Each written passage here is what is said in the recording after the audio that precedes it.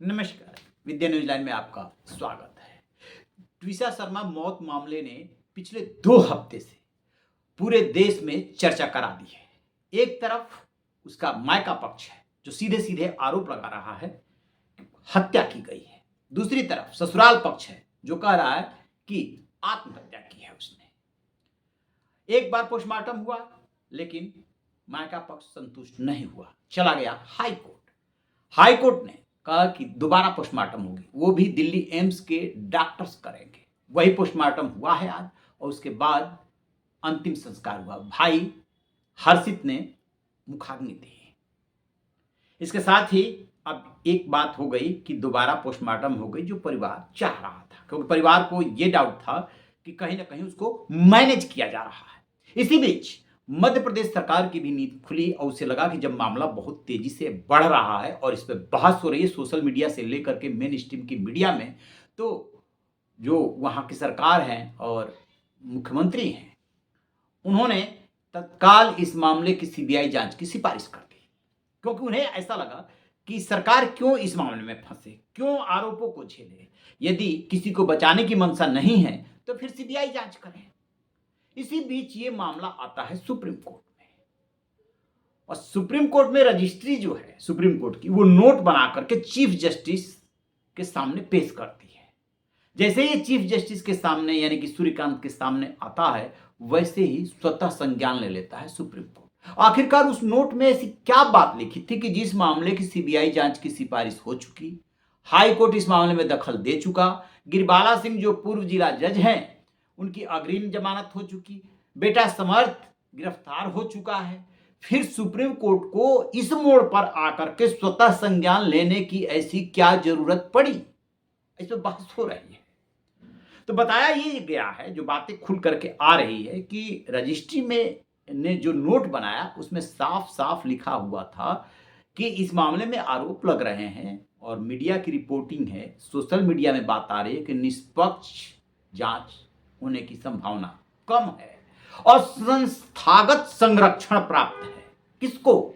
जिस पे आरोप लग रहे हैं।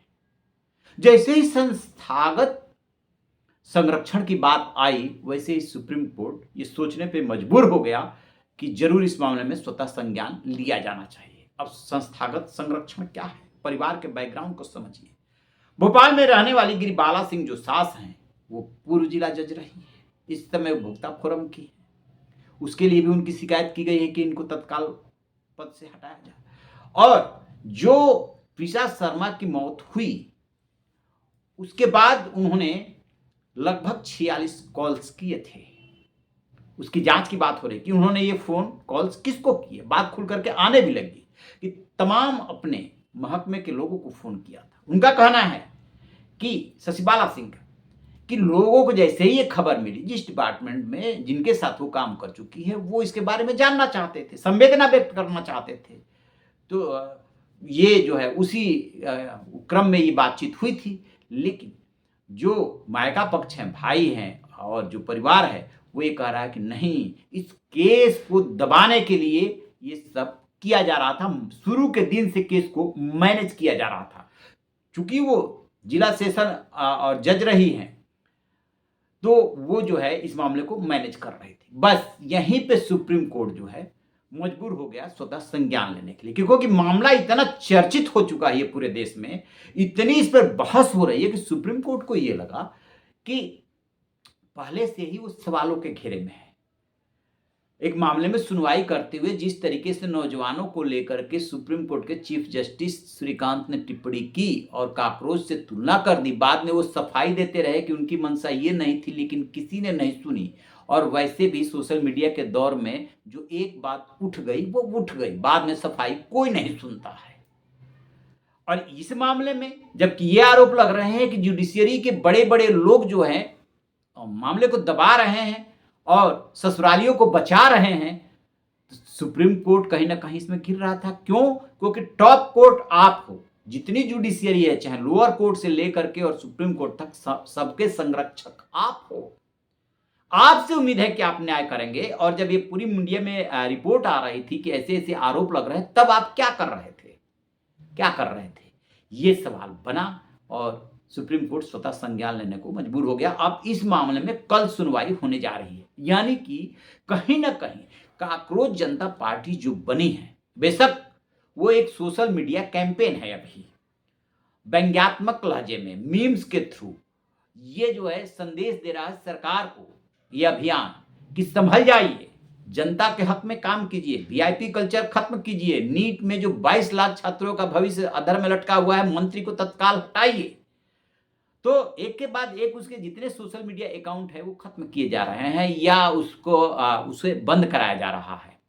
कोई ना कोई उसमें लैकुना निकाल करके, कभी प्लेटफॉर्म से संबंधित कंपनी को शिकायत करके, कभी उसमें हैक करने की भी बात आ रही है, तरह तरह की बातें उसमें को लेकर के आ रही है। वो मामला एकदम अलग है, लेकिन चूंकि उसकी शुरुआत इसी चीफ जस्टिस सूर्यकांत की टिप्पणी से हुई, इन्होंने ही काकरोच से नौजवानों की तुलना की, लिहाजा दबाव तो अब हर संस्था पर है। फिलहाल आगे क्या होगा कुछ नहीं पता, लेकिन जो बातें हो रही है कि सुप्रीम कोर्ट इसलिए स्वतः संज्ञान लिया कि कहीं ऐसा ना हो कि उस पर उंगली उठे कि इतना बड़ा केस हुआ और जिसकी जो आरोपी हैं वो पति तो है वकील और माँ जो रही है जिला जज, तो उनका प्रभाव तो होगा क्योंकि अभी भी वो उपभोक्ता फोरम में है, को हेड कर रही हूँ वहां की, तो उनका प्रभाव रहेगा तो निष्पक्ष जांच नहीं होगी, निष्पक्ष जांच नहीं होगी तो फिर आरोपी बच निकलेंगे। अब परिवार की बात में कितना दम है, सीबीआई जांच करती है, सुप्रीम कोर्ट जब वो सुनवाई करता है तो क्या स्टैंड लेता है, क्या वो निगरानी के लिए कोई तंत्र विकसित करता है कि ये निगरानी सीबीआई जांच की खुद कोर्ट जो है निगरानी करेगी, हाई कोर्ट करेगा, ये सुप्रीम कोर्ट करेगा, क्या कहती है ये भी देखने वाली बात है। और उसका असर साफ साफ नजर आ रहा है। तो ये हुआ है असर। आपकी क्या राय है कमेंट बॉक्स में जरूर बताइएगा। Thank you.